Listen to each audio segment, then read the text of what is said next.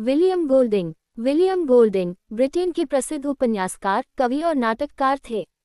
उन्हें 1983 में साहित्य का नोबेल प्राइज प्रदान किया गया। वे विशेष रूप से मनुष्य के भीतर मौजूद हिंसा, बर्बरता और नैतिक संघर्ष को साहित्य में प्रस्तुत करने के लिए प्रसिद्ध हैं।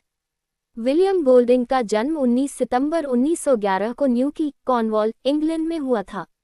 उनके पिता का नाम एलेक गोल्डिंग था, जो शिक्षक और सामाजिक कार्यकर्ता थे। उनकी माता का नाम मिल्ड्रेड गोल्डिंग था। उनका परिवार शिक्षा और सामाजिक विचारों से जुड़ा हुआ था। गोल्डिंग का बचपन मुख्यतः मार्लबरो, विल्टशर में बीता। उनके पिता एक स्कूल में शिक्षक और बाद में प्रधानाचार्य थे। इस कारण शिक्षा का वातावरण उनके घर में हमेशा मौजूद रहा। गोल्डिंग ने मार्लबरो ग्रामर स्कूल में पढ़ाई की। इसके बाद उन्होंने ब्रसेनोस कॉलेज, ऑक्सफोर्ड में अध्ययन किया।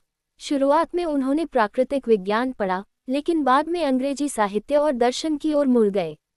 1935 में उन्होंने इंग्लिश लिटरेचर में डिग्री प्राप्त की। डिग्री के बाद गोल्डिंग ने शिक्षक के रूप में काम किया। वे अंग्रेजी साहित्य और दर्शन पढ़ाते थे। साथ ही उन्होंने कविता और नाटक लिखना शुरू किया।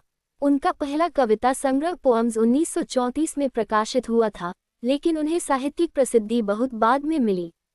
द्वितीय विश्व युद्ध के दौरान गोल्डिंग रॉयल नेवी में शामिल हुए।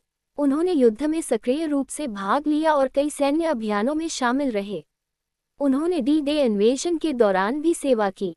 युद्ध के दौरान उन्होंने मनुष्य की हिंसा और विनाश की क्षमता को करीब से देखा। इन अनुभवों ने उनके साहित्य पर गहरा प्रभाव डाला।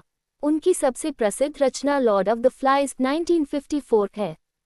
इस उपन्यास में कुछ स्कूली लड़के एक निर्जन द्वीप पर फंस जाते हैं।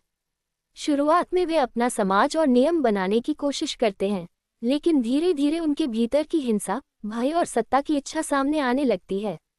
उपन्यास का मुख्य प्रश्न है, क्या मनुष्य स्वभाव से अच्छा है या सभ्यता ही उसे नियंत्रित करती है?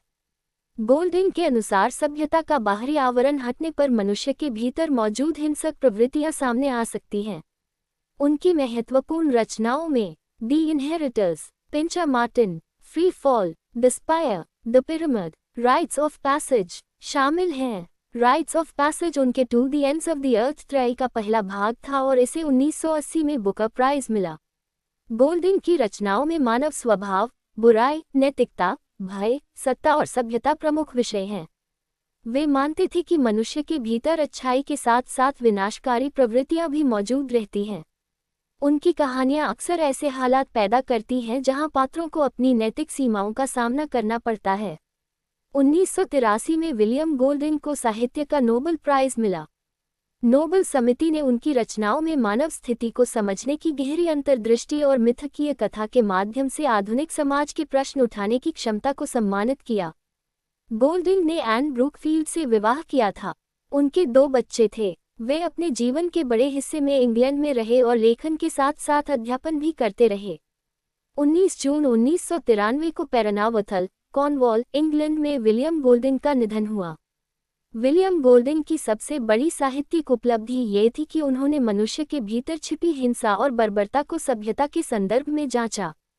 लॉर्ड ऑफ द फ्लाइज ने उन्हें विश्व साहित्य में स्थायी स्थान दिलाया और आज भी मानव स्वभाव तथा सामाजिक व्यवस्था पर चर्चा के लिए पढ़ी जाती है।